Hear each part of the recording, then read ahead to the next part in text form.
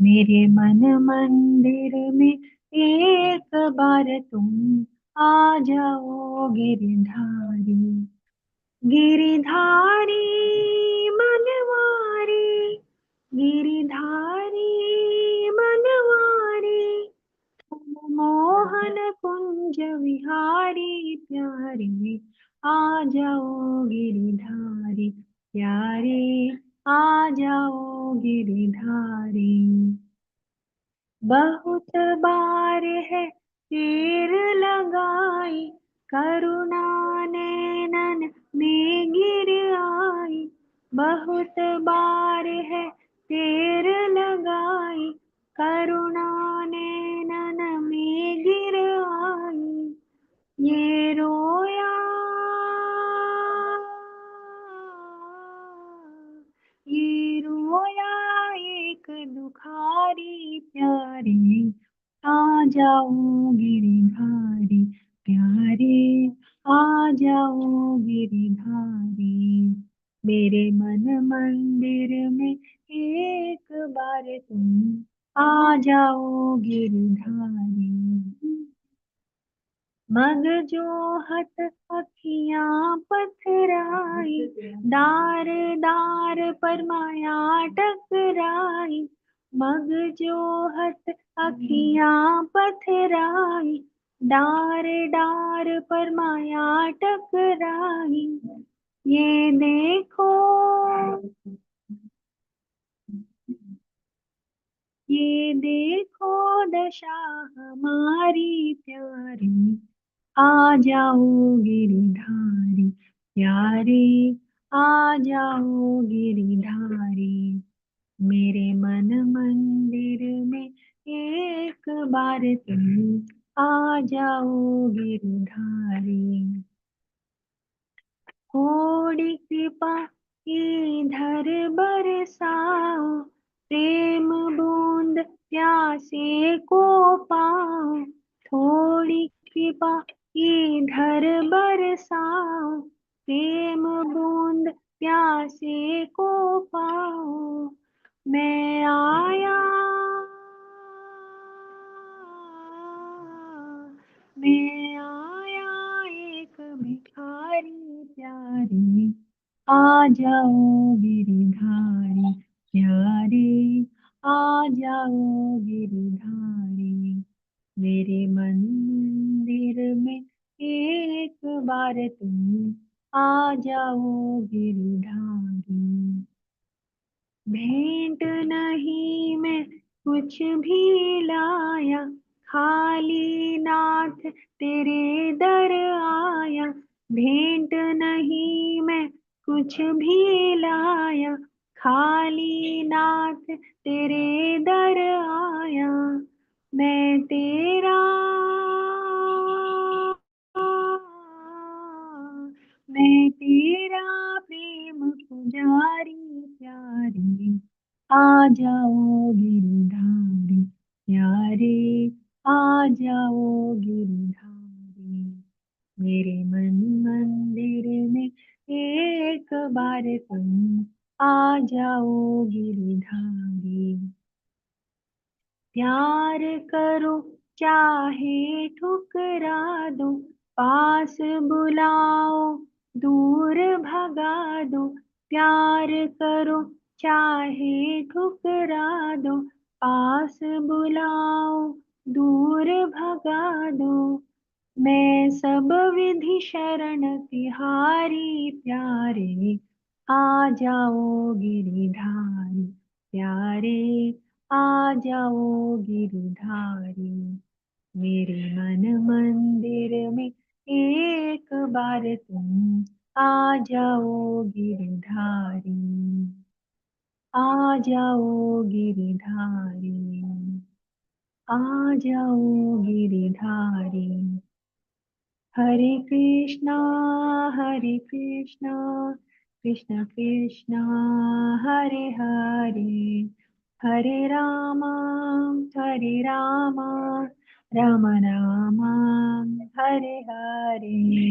Hare Krishna, Hare Krishna, Krishna Krishna Hare Hare, Hare Rama, Hare Rama, Rama Rama, Hare Hare, Hare Krishna, Hare Krishna, Krishna Krishna, Hare Hare, Hare Rama, Hare Rama, Rama Rama, Hare Hare. Srila Prabhupada ki jai. Hare Krishna Mataji. Hare Krishna Mataji. Very beautiful Kirtan. You have such a sweet voice also. Very nice. Hare Krishna. Thank you Mataji. Hare. Hare Krishna. Let's begin with our prayers. Om Ajnana Timirandasya Gnananjana Shalakaya Chakshurunvitamena Tasmai Shri Guruve Namaha Shri Chaitanya Manobhishtam Sthapitamena Bhutale Swayam Rupa Kadamayam Dadati Swapradantikam He Krishna Karuna Sindhu Dinabandhu Jagatpate Vesha Gopika Kanta Radha Kanta Namostute Tapta Kanchana Gaurangi Radhe Vrindavaneshwari Vrishabhanusute Devi Pranamami Hari Priye Jai Shri Krishna Chaitanya Prabhu Nityananda Shri Advaita Gadadhara Srivasadi Gaura Bhakta Vrinda Hare Krishna Krishna Krishna Hare Hare Hare Rama Rama Rama Hare Hare. So we were doing prayers by Brahma. Brahma is glorifying the Lord. He's talking about his inconceivable energies and everything. But then he speaks about liberation and bondage and all that. And then in the end, in the last few shlokas, he says, he's trying to say Krishna is this, Krishna is that and all, but he says, oh Lord, I really don't know you. So he's not even, he doesn't know anything much. Whatever he knows only he's saying. So he's being very humble and then he begs his permission to leave. And let's see what all he says. We stopped somewhere here. So, a very interesting thing he says is liberation and bondage. Bhagavad Gita also talks about that. And throughout Bhagavatam also we're discussing liberation, bondage and all that. But he says a pure devotee whose heart is pure, it's pure Krishna consciousness. For him, liberation, bondage does not make sense at all. So that sloka is very interesting because for us, from the perspective of the sun, from sun's point of view, day and night don't make any sense because sun is always luminous. Just like that, for a pure Krishna conscious person whose heart is very pure and is a pure devotee, what is bondage, what is liberation? Because he is beyond all that, he is just serving the Lord. So he's not even attached to the material world because the material world doesn't even exist for him. In the sense, everything is Krishna's energy. We'll read that. Purport is very beautiful. We'll read that. Then for this, we'll go through this. He's saying, therefore, this entire universe, which, like a dream, is by nature unreal, nevertheless appears real. And thus it covers one's consciousness and assails one with repeated miseries. This universe appears real because it is manifested by the potency of illusion emanating from you, whose unlimited transcendental forms are full of eternal happiness and knowledge.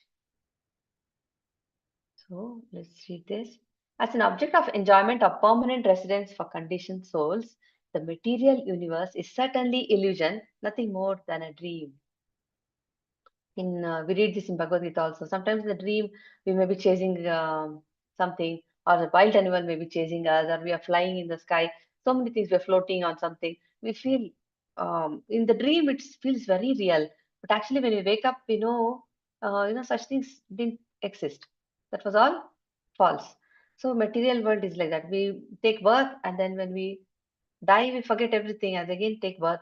So this whole that particular life that we live for so many years or days or whatever, it feels so real. We're so much engrossed in all these issues and problems and all. But then it's all like that. It's just temporary and it's all illusion, like that. But it's still real. We have to deal with that also. The material world does exist. It's just that it is temporary. One may give the analogy of the vision of abundant water in a desert is no more than a dream, although real water exists elsewhere. Similarly, the vision of home, happiness, reality within matter is certainly no better than a foolish dream in which repeated miseries appear. It's like children want to play. They want to play house game. They want to have a fake kitchen and they're cooking some food. They pretend to be cooking and they make something, they call their friends for a tea party, and it looks so real to them that they get engrossed in all that. But when the parent says, it's time to stop your game, you know, and that if the child is still involved in it and doesn't want to stop, it is like it's not real. There is no real kitchen, there is no real food, nothing. Real food is in a mother's kitchen. So it's like that. Here we are looking for happiness and so many things which actually do not exist here. In another sense, however, the universe is real. In his commentary on Vedanta Sutra, Srila Madhvacharya has confirmed this by quoting the following statement from the Vedic Shruti mantras: Satyam hi Vedam Vishwam Astajata. This universe created by the Lord is real. The perfect authority of the Vedas thus certifies this universe to be real. So, if somebody says, they say, right, Jagan Mithya, say it's all Mithya. So, we should understand this from Madhvacharya's saying. Nevertheless, because our knowledge is stolen by illusion, as indicated here by the words Ashtadishanam, we cannot properly understand this universe or the Supreme Lord who has created it. As the expansion of Lord Krishna, the universe is real and is meant for being engaged in his service. And one more rough example was given. If there is a beautiful mansion built by this owner, and he's not there, he's everywhere, he travels, he's sitting in some other country, something, but actually the house belongs to the owner only.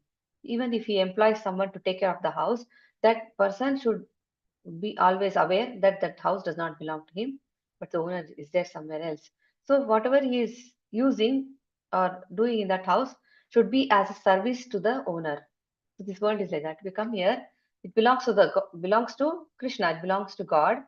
Whatever we do here, our real job is to serve him. One who accepts the kingdom of God as home, the Lord himself as the object of love, and the material universe as paraphernalia for being engaged in the Lord's service, dwells within eternal reality wherever he may go within the material and spiritual worlds. So a devotee is always conscious of this fact that this world does not belong to me. Nothing is mine.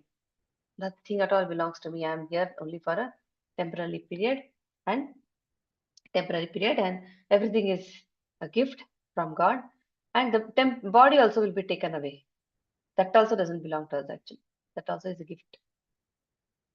So, and then he's saying here, you are the one supreme soul, the primeval supreme personality, the absolute truth, self manifested, endless and beginningless. You are eternal and infallible, perfect and complete, and without any rival and free from all material designations. So, Krishna, somebody's father, somebody's husband, somebody's brother, somebody's friend. These are all actually material designations, right? He has no father, he has no mother. But at the same time, he's everybody's father, everybody's friend, everybody's lover, everybody's everything. Your happiness can never be obstructed, nor have you any connection with material contamination. We have this ego, right? False ego, kama, krodha, mada, matsarya, anger. Krishna does not have all this. So his happiness is always happy and he has no connection with the material contamination. Like kama, krodha, mada, lobha, matsarya. Beyond material, uh, three modes of material nature do not act on him. Indeed, you are the indestructible nectar of immortality.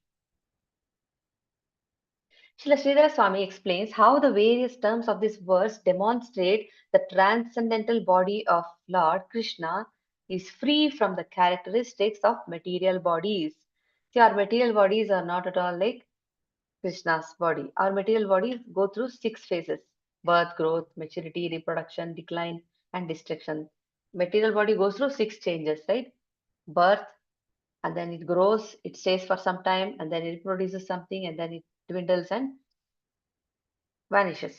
But Lord Krishna's body is not like that. It is eternal, it is original, and it says we take our material birth within a particular material atmosphere in material bodies that are amalgamations of various material elements. His body is not even made of material elements. Since Lord Krishna existed long before the creation of any material atmosphere or element, there is no question of material birth for his transcendental body. Similarly, the word Purna means complete, full and complete. Is completely, and whatever comes out of him is also complete. See, it's like a baby comes from the mother, and the baby can survive by itself, complete in its own, on its own. So the Lord is complete, and whatever He creates also is complete, and He still remains complete. It's not like you take something out of Him, the energy is diminishing. No, His energy is there. It does not diminish. He, full and complete, refutes the concept that Lord Krishna could grow, since he is ever existing in fullness. When one's material body becomes mature, one can no longer enjoy as in youth.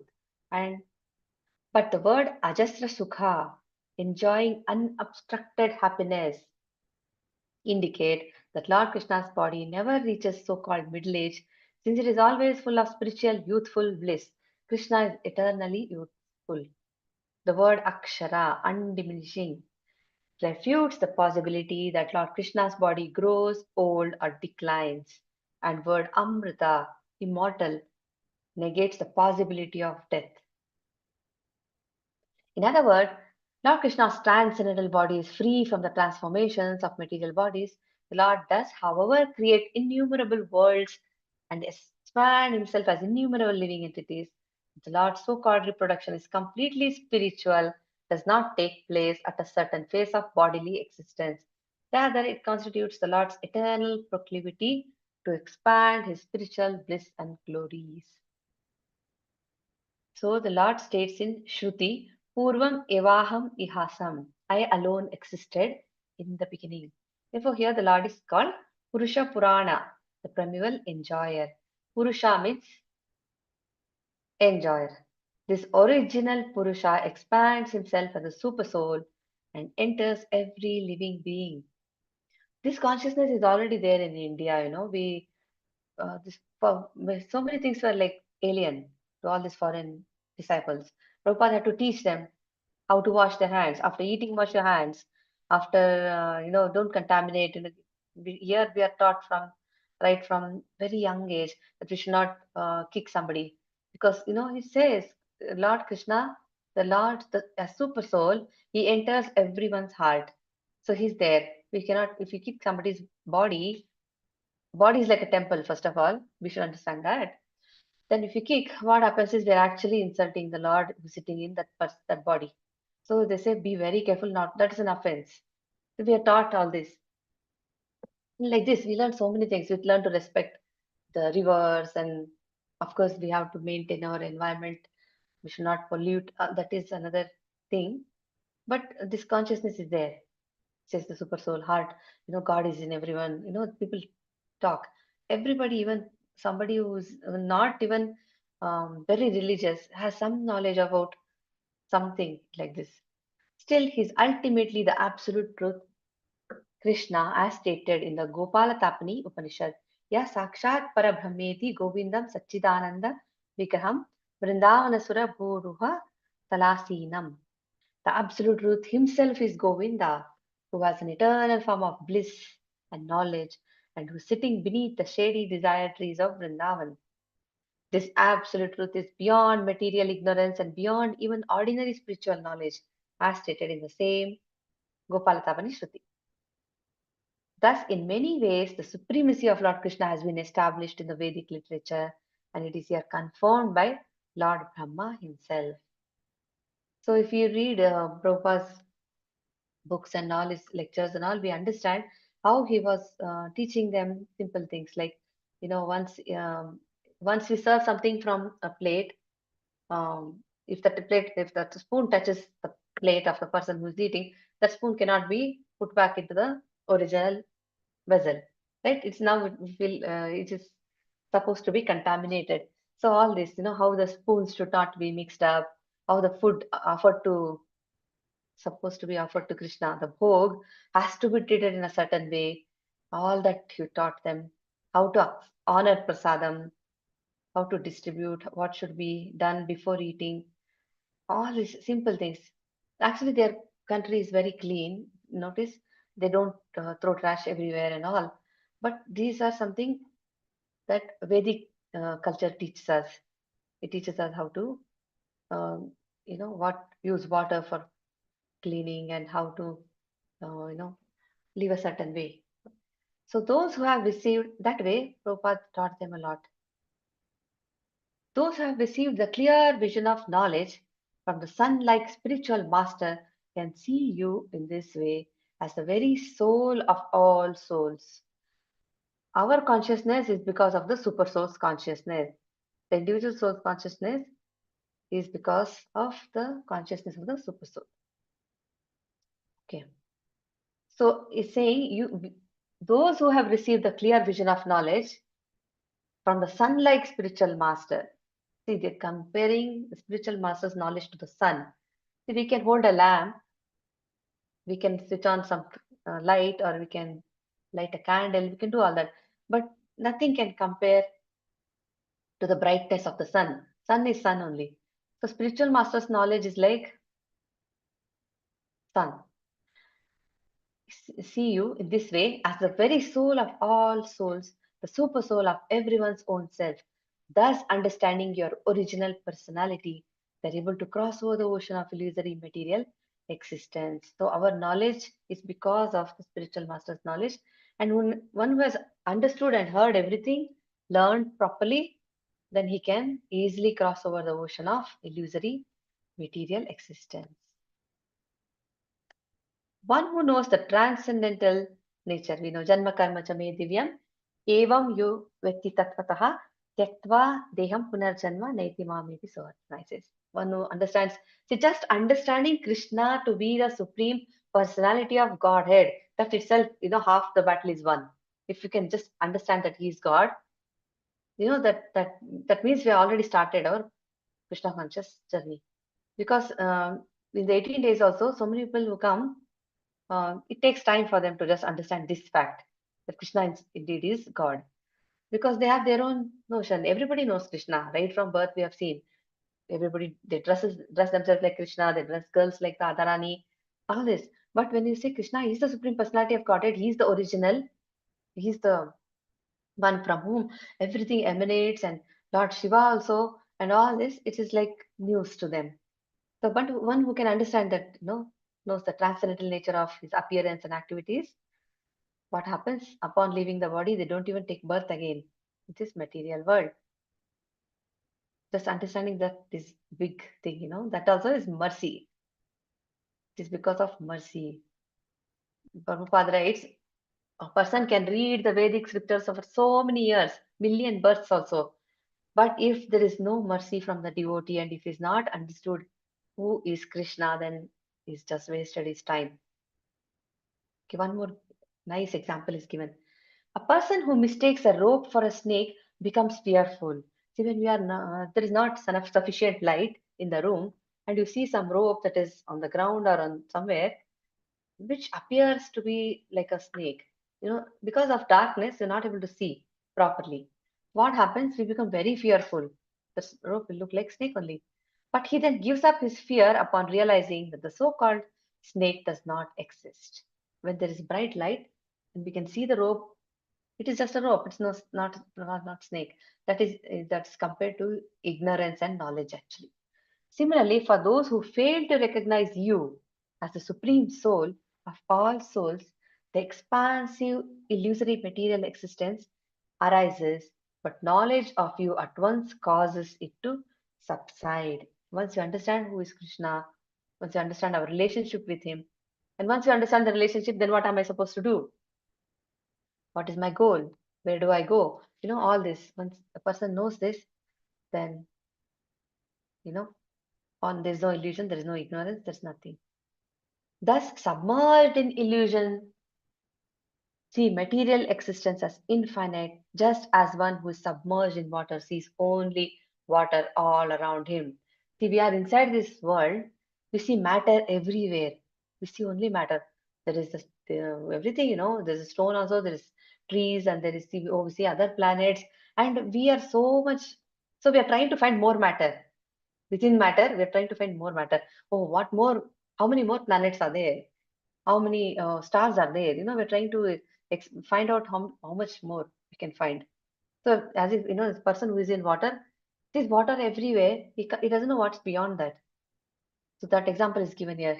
Vedas are saying that material scientists and philosophers are like this. They submerged deep within the ocean of material illusion. So it is like we don't know what's beyond water.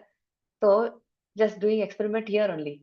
Imagine that material nature extends infinitely in all directions. It is just to, it's like saying there is water only everywhere. Beyond water, they can't even imagine what is beyond water. Water. In fact, the material creation is a finite ocean of ignorance. Beyond this material world is the spiritual world.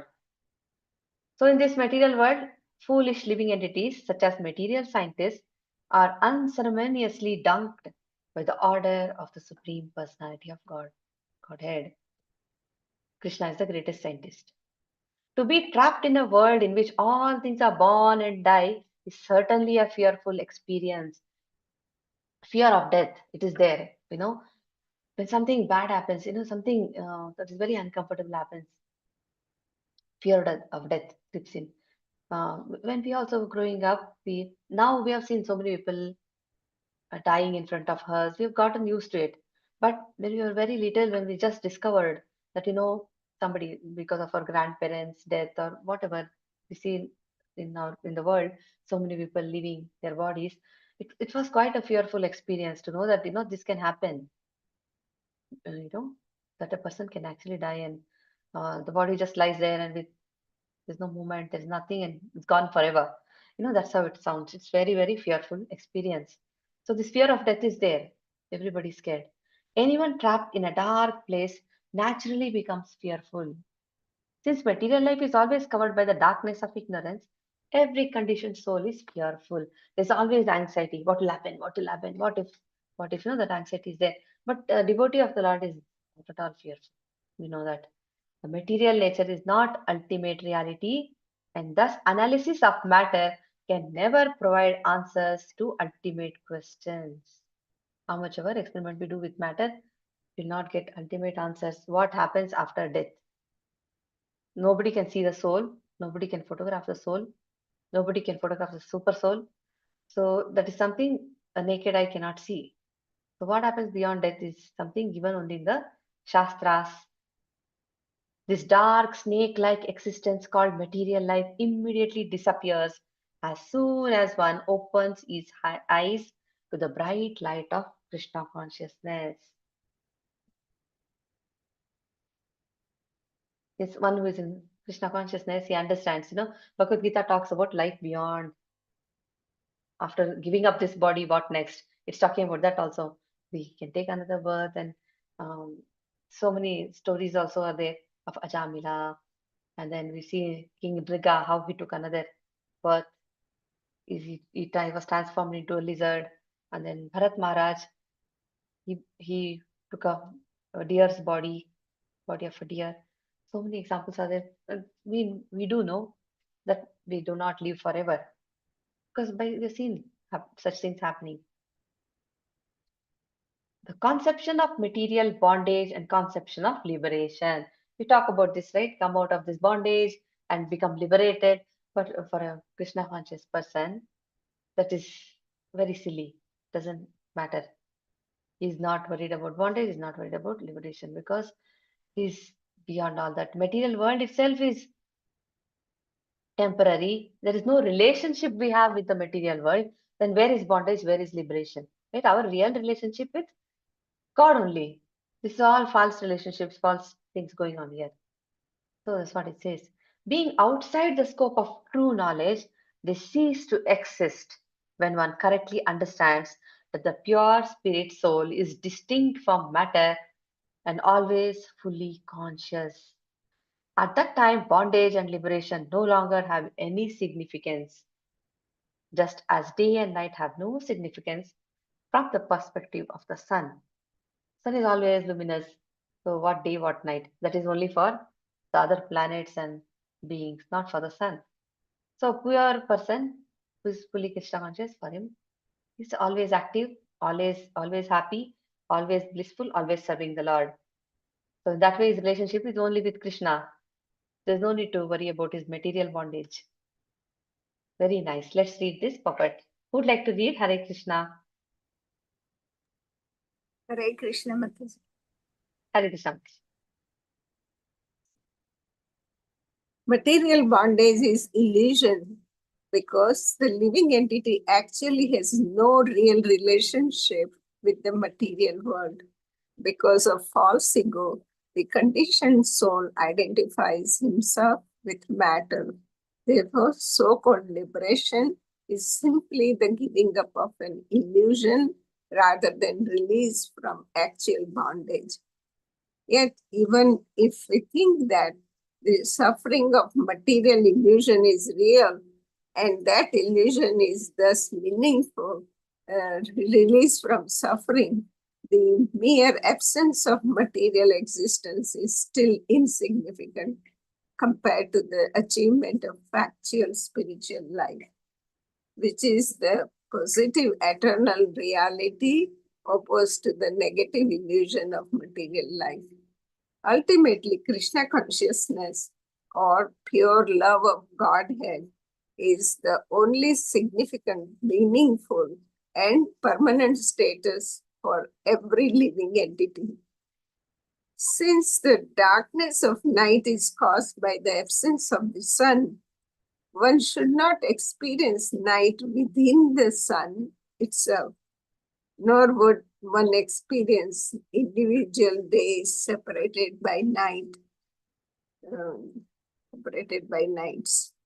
Similarly, within the pure living entity, there is no material darkness and thus no experience of liberation from such darkness. When the conditioned soul comes to this platform or pure consciousness, he becomes fit to associate with the Supreme Pure, the personality of Godhead himself in the Lord's own abode. Hare Krishna. Hare Krishna Mataji. So the process actually is very simple if we can understand it. Ultimately, Krishna consciousness. Don't forget Krishna, always remember Krishna. Simple instructions. If you can somehow remember Krishna 24 hours a day, your life is automatically successful. Simple. How do we remember? We have to make our life conducive to Krishna consciousness. Keep hearing his kirtan, hear his pastime over and over and again. It's like medicine, you know. We have to keep hearing Bhagavatam, keep chanting, hear his kirtan, learn a new kirtan every day, or read Bhagavad Gita, read other scriptures, whatever we can do, associate with other devotees, somehow or the other, if we can eat Krishna Prasadam, obviously, and engage in devotional service, whatever activity we can do for Krishna, little also goes a long way. 24 hours you can somehow, we can think about Krishna, then automatically your life becomes successful. Krishna consciousness or pure love of Godhead is the only significant, meaningful, permanent status for every living entity. So this much sounds very simple, isn't it?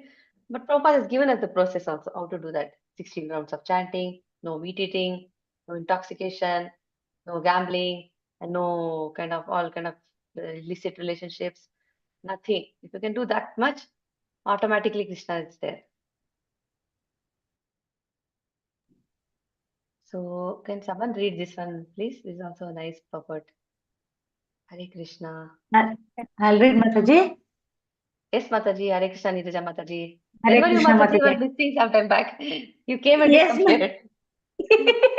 someone came, Mataji. Some Okay. guests came to the house, Mataji. I suddenly had to go, Mataji.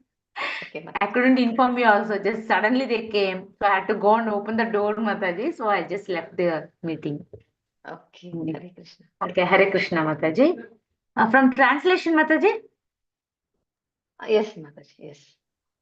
Yeah. Translation.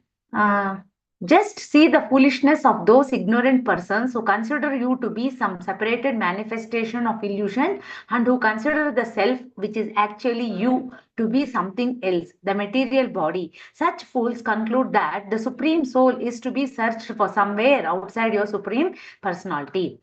Purport: purport by His Divine Grace A.C. Bhaktivedanta Swami Prabhupada. All glories to Srila Prabhupada. Lord Brahma is amazed at the gross ignorance of conditioned souls who consider Lord Krishna's supreme spiritual body to be material. Ignorant of the spiritual form of the Lord, such persons also consider their own material bodies to be the self, and therefore they conclude that spiritual reality is to be found somewhere beyond the supreme personality of Lord Krishna.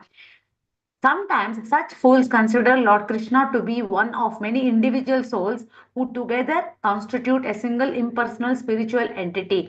Unfortunately, such speculators are not inclined to hear from the Lord himself or from the Lord's authorized representatives, such as Lord Brahma. Because they whimsically speculate on the nature of the Supreme, their ultimate result is confusion and ignorance, which they euphemistically. Is it correct, Mataji? Pronunciation? Yes. Yeah. Euphemistically. Yes. Describe as the mystery of life. Hare Krishna, Mataji. Hare Krishna Mataji. There are many ashrams actually. If you really travel all over India, in South also there are many ashrams where they talk about mystery of life. And if you listen to them, we get very confused. Prabhupada is directly telling us who is God, what are we supposed to do, how to live our life when we are here, and how to die also. Is teaching us everything. But they will confuse us so much, there is this place, Ramana Maharshi's ashram, no?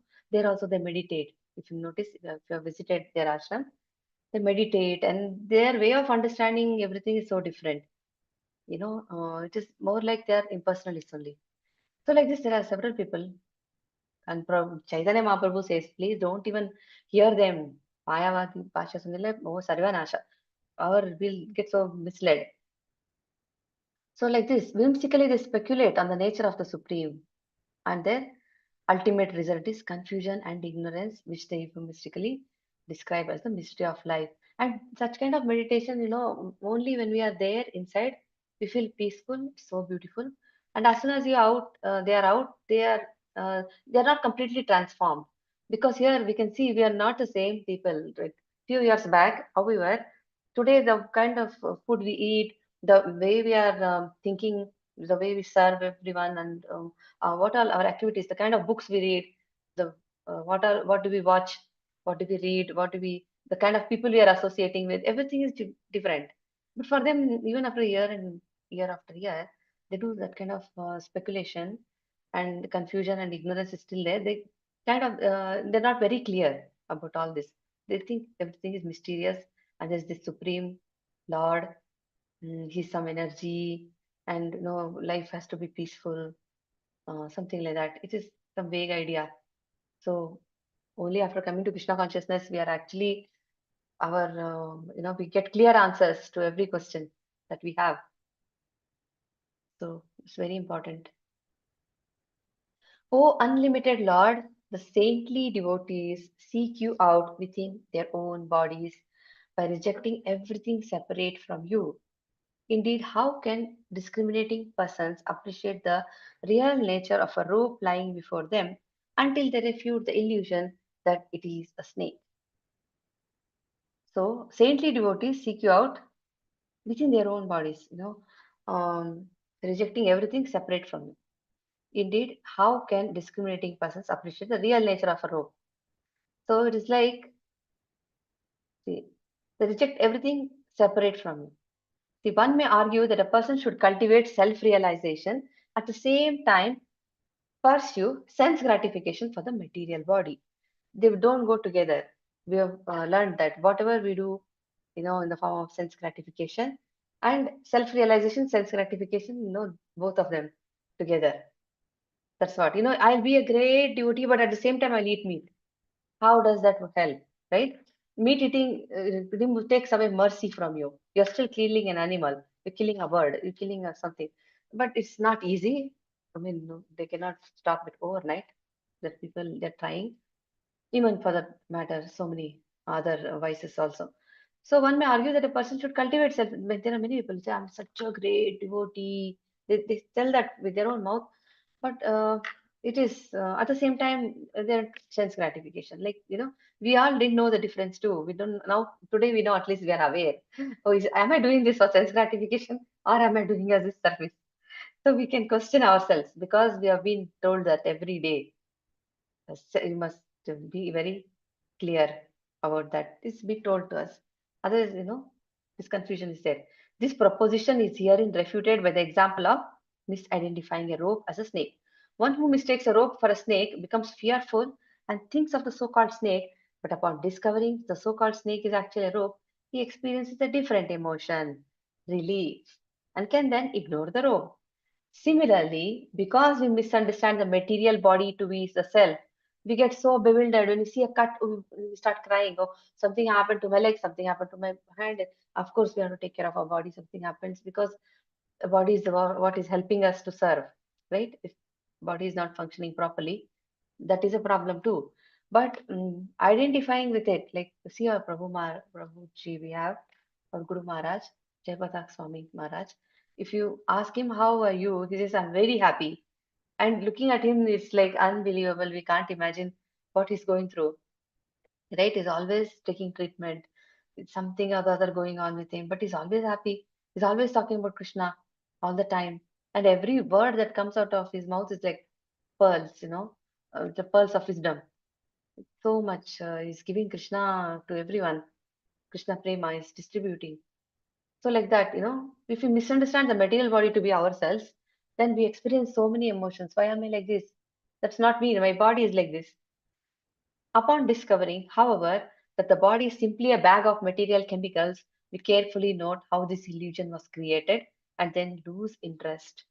That's why most of the saintly people, you see, they just eat to maintain their body, and they're quite active, they're quite healthy, no doubt.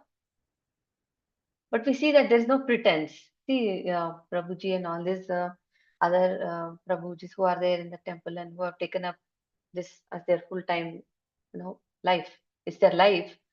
They don't even have hair. Otherwise, in the material world, without hair or hairstyle, people they go crazy. They don't want to step out without styling their hair and all, right? They can't even imagine being without um, a proper hairstyle. But they don't even have, they shave off their hair. They've given up their hair.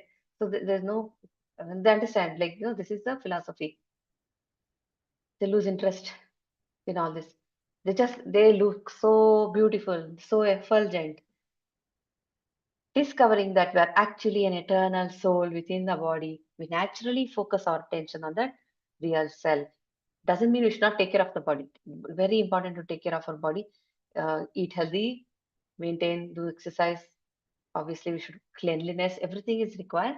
But this attachment and this understanding that body is ourselves, that is something that is very dangerous. Those who are saintly and wise always cultivate Krishna consciousness, spiritual knowledge, and having transcended the foolish misidentification of the body as the self. Such Krishna conscious persons go on to realize the supreme personality of Godhead who dwells within the material body as a super soul, the witness and guide of every living entity. Realization of the super soul and the individual soul is so pleasing and satisfying that a self-realized person automatically gives up everything irrelevant to his spiritual advancement. If something is not going to help me in my spiritual advancement, I do not want to do that. They'll develop that automatically. They will not engage their time in any unnecessary activity. Okay. We'll do one or two more and then we'll do the rest in the next session.